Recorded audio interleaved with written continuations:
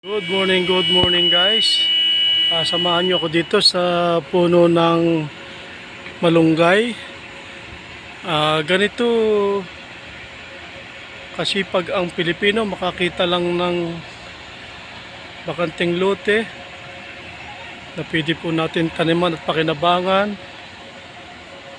So ayan, biniview site ko lang guys ang puno ng malunggay. Napakasustansyang puno nito para sa mga gulay, kahit saan pwedeng ilahok.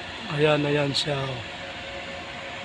Napakaganda niya, napakasariwa at fresh.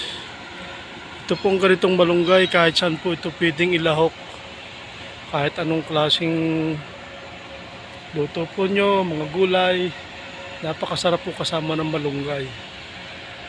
Ayan. Kahit po dito sa abroad, nagagawa pa rin magtanim basta may bakanting lote at may tubig nang hindi na po bumili ng gulay at mapakinabangan. Ayan. Thank you for watching. Ayan, thank you so much to all. God bless.